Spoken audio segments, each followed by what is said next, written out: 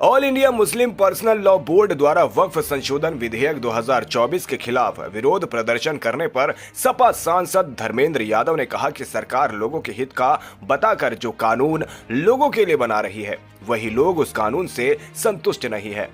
मुझे लगता है कि देश में कोई भी कानून बनता है तो वो लोगों को भरोसे में लेकर ही बनाया जाता है। वक्फ में कई मीटिंग हुई और मुझे लगता है कि सभी ने इस बिल का विरोध किया है।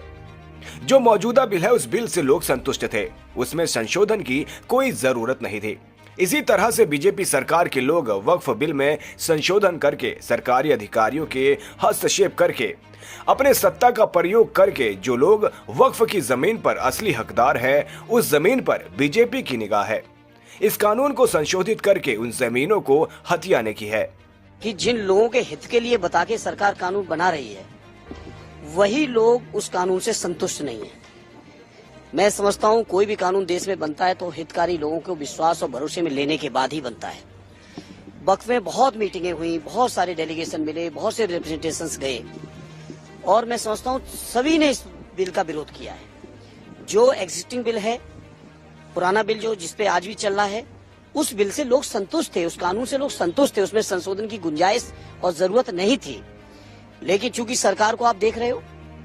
रक्षा की जमीनों का क्या किया, रेल की जमीनों का क्या किया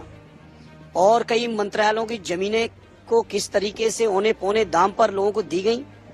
इसी तरह से बीजेपी सरकार के लोग वक्फ बिल में अमेंडमेंट करके, सरकारी अधिकारी कर्मचारियों की दखलंदाजी करके, अपनी सत्ता का उपयोग करके वक्फी जमीनों को पर से जो असली उसके हकदार हैं, जो लोग उसका इस्तेमाल कर रहे हैं, जिनके हितों के लिए लोगों ने वक्फ में जमीन दान की है, डोनेट की है, वक्फ की है, उस जमीनों पर